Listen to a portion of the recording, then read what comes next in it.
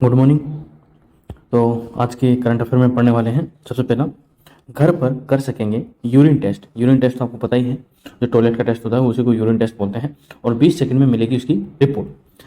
MGM medical college Indore, Indore कहाँ पर है? मध्य प्रदेश में। ये डॉक्टर ने बनाया जांच उपकरण पूरी तरह से स्वदेशी, मतलब मेड इन इंडिया है। Made in India, total 100% made in India. क्या नाम है इसका? तो इसका नाम है सिंटिग्लो डिवाइस। क्या नाम है? सिंटिग्लो डिवाइस। डिवाइस तैयार करने वाले डॉक्टर पंकज पारासर हैं, और इसके फायदे भी गिनाए।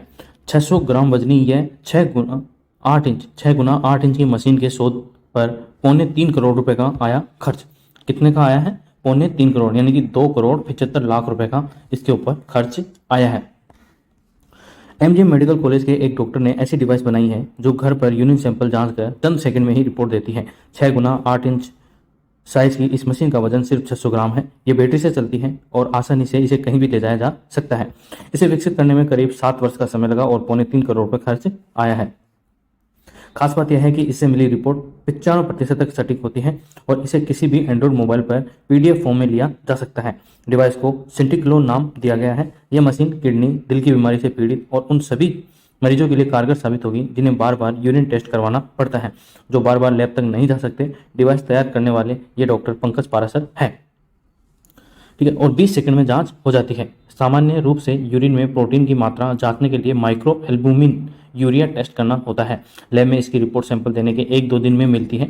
सिंटिग्लो में यूरिन सैंपल डालने के 20 सेकंड में ही परिणाम आ जाता है। जैसे कि जो प्रेगनेंसी किट होती है ना, सेम वैसे ही, जैसे उसके अंदर 2 बूंद यूरिन के डालने के बाद उसका रिजल्ट आ जाता है ना, ऐसे 2 डंडियाँ बनी होती हैं कि एक पिंक हो जाएगी, है ना, और अगर नहीं होगी तो आप प्रेग्नेंट नहीं है, और पिंक हो जाएगी तो प्रेग्नेंट है। तो वैसा ही होगा ये सिंटिग्लो यूरिन में, यूरिन टेस्ट में। तो डालने के 20 सेकंड में परिणाम आ जाता है। डॉक्टर पारासर ने बताया कि मधुमेह और उच्च रक्तचाप, यानी कि जो हाई ब्लड प्रेशर होता है और जिनके शुगर होती है, उनके वो मरीजों को किडनी की बीमारी होने की आशंका बहुत ज़्यादा रहती है। अगर समय रहते यूरिन में प्रोटीन की मात्रा का पता लगा लिया जाए तो बीमारी से बचा जा सकता है। ठीक है, तो आई होप आपको ध्यान रखना है, क्योंकि अगर आपसे पूछा जाए कि हाल ही के अंदर इंदौर के एक डॉक्टर के द्वारा बनाए गए यूरिन टेस्ट उपकरण का नाम क्या है, तो उसका नाम है सिंटिग्लो डिवाइस। अभी जैसा कि कल अपन ने देखा था कि जो विनेश फोगाट है, विनेश फोगाट जो दंगल की फेम है, ठीक है, तो वो विनेश फोगाट ने जो WFI यानी कि रेसलर फेडरेशन ऑफ इंडिया के जो अध्यक्ष हैं, ठीक है, भाजपा सांसद, उनके ऊपर आरोप लगाया है कि उन्होंने उनका यौन शोषण किया है। ठीक है, तो हमने खबर देखा था कि न्यू इंडिया, जो इंडिया गेट है, ठीक है, वहाँ पर विनेश फोगाट के द्वारा क्या किया जा रहा है? आंदोलन किया जा रहा है, जिसके अंदर कौन कौन शामिल है? जो रेसलर के जो पहलवान है, साक्षी मलिक हो गए, ठीक है, विनेश फोगाट तो है ही, बजरंग पूनिया, ये सारे लोग वहाँ पर शामिल हैं और विरोध प्रदर्शन कर रहे हैं। तो इस साल जो कुश्ती के जो मेगा इवेंट है वो देख लेते हैं हम कहाँ कहाँ होने वाले हैं, क्योंकि एग्जाम के अंदर डायरेक्ट ये पूछे जा सकते हैं। ठीक है, तो सबसे पहला जो इवेंट होगा वो एशियन चैंपियनशिप होगा। कहाँ पर होगा? ये दिल्ली में होगा। ठीक है, और 18 मार्च से 2 अप्रैल तक ये चलेगा। ठीक है, एशियन चैंपियनशिप किसकी? रेसलिंग की, यानी कि कुश्ती चैंपियनशिप होगी ये। फिर एशियन गेम्स कब होंगे? ये सितंबर में हो सकते हैं। कहाँ पर होंगे? ये होंगजाओ में। कहाँ पर? होंगजाओ। वर्ल्ड चैंपियनशिप ये कब होंगे? ये सितंबर की शुरुआत में। कहाँ? बुल्गारिया के अंदर होंगे। ये 2024 ओलंपिक का क्वालिफिकेशन इवेंट भी है। 2024 के अंदर जो ओलंपिक होगा उसका क्वालिफिकेशन इवेंट भी साबित होगा वर्ल्ड चैंपियनशिप। अब यहाँ पे ये स्टार लगे हुए हैं ना, देखिए यहाँ पे भी स्टार लगा है और यहाँ पे भी स्टार लगा है। इसका क्या मतलब है? एशियन गेम्स की तारीखें संभावित है। ये अभी ये कंफर्म नहीं है कि इसी तारीख को होंगे, तो इसलिए कहा गया कि ये संभावित है, जो चीन में कोरोना की परिस्थितियों पर निर्भर करेंगे। जो होंगजाओ है ये कहाँ पर है? ये चीन के अंदर है। ठीक है, तो वहाँ पर कोरोना फैला हुआ है, जैसे कि अपन डेली न्यूज़पेपर में पढ़ते हैं। तो उनके ऊपर उसके परिस्थितियों के ऊपर निर्भर करता है कि ये कब होने वाले हैं। वर्ल्ड चैंपियन का आयोजन एशियन गेम्स की तारीख से मैच होने पर आगे या पीछे किया जा सकता है। ठीक है, तो ये आपको ध्यान रखना है। और जैसा कि हम पढ़ते हैं कि इतिहास के दिन, आज के दिन क्या हुआ था, तो आज कितनी तारीख है? तो आज है 20 जनवरी। और इतिहास में 20 जनवरी के दिन क्या हुआ था वो देख लेते हैं।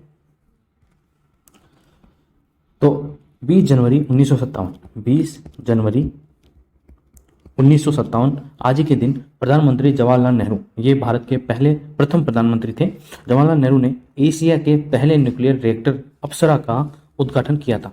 ठीक है। तो अगर आपसे पूछा जाए कि भारत का पहला न्यूक्लियर रिएक्टर का नाम क्या है, तो उसका नाम है अप्सरा। उसका उद्घाटन कब किया गया था, तो 1957 के अंदर किया गया था। किसके द्वारा किया गया था, तो प्रधानमंत्री जवाहरलाल नेहरू के द्वारा किया गया था। ठीक है। मुंबई के, यानी कि मुंबई उस समय मुंबई था, बम्बई नहीं था, बम्बई तो अब है। ठीक है। तो मुंबई के, सॉरी अभी मुंबई है, ठीक है, अभी मुंबई है, पहले बम्बई था। मुंबई के भाभा रिसर्च सेंटर में स्थित इस रिएक्टर का डिजाइन भाभा और उनके सहयोगी वैज्ञानिकों और इंजीनियरों ने तैयार किया था।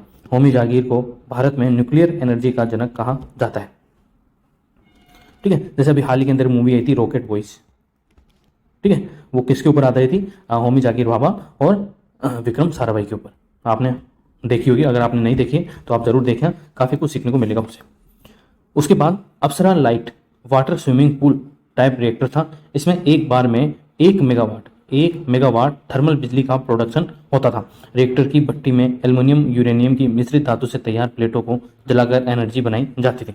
2010 में ये बंद हो गया। इसके अपग्रेड रिएक्टर अप्सरा का संचालन 10 सितंबर 2018 में शुरू हुआ था।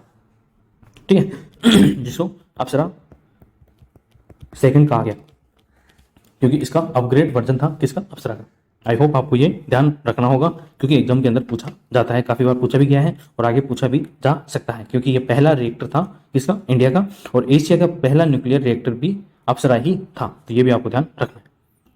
बयान जो चर्चा के अंदर है, तो ये कौन है, ये है एंटोनियो गुटेरेस। कौन है, एंटोनियो गुटेरेस।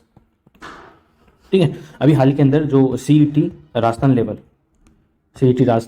ग्रेजुएशन लेवल का जो एग्जाम हुआ था, उसके अंदर पूछा गया था कि जो यूनाइटेड चीफ है, ठीक है, जो यूनाइटेड चीफ है वो कौन है, यानी कि यूनाइटेड नेशंस के अध्यक्ष कौन है, तो एंटोनियो गुटेरेस उसके अध्यक्ष, ये पूछा गया था। तो कई बड़ी तेल कंपनियां, क्योंकि तेल किसी भी देश की अर्थव्यवस्था हो सकती है और तेल के बिना किसी देश की अर्थव्यवस्था चल ही नहीं सकती। तो कई बड़ी तेल कंपनियों को पता था कि ज़्यादा तेल की खपत से दुनिया का क्या हाल हो सकता है। इसके बाद भी दशकों तक इस बात को छिपाए रखा गया। ग्लोबल वार्मिंग के चलते पृथ्वी का बड़ा हिस्सा इंसानों के रहने लायक नहीं बचेगा। गरीब और पिछड़े लोगों के लिए यहाँ रहना मौत की सजा का जैसा होगा, क्योंकि जितने ज़्यादा तेल निकालेंगे उतना ही ज़्यादा प्रदूषण पर्यावरण में फैलेगा। Antonio Guterres UN chief world economic forum में ये बोले, वर्ल्ड इकोनॉमिक फोरम, ठीक है। तो वर्ल्ड इकोनॉमिक फोरम, यानी कि वर्ल्ड इकोनॉमिक फोरम कौन कौन सी रिपोर्ट निकालती है, ये मुझे आप कमेंट बॉक्स में जरूर बताएं। हमने हाल ही में एक रिपोर्ट पढ़ी थी वर्ल्ड इकोनॉमिक फोरम की, ठीक है। उस रिपोर्ट का क्या नाम था कि रिस्क इंडेक्स। क्या नाम था, रिस्क इंडेक्स।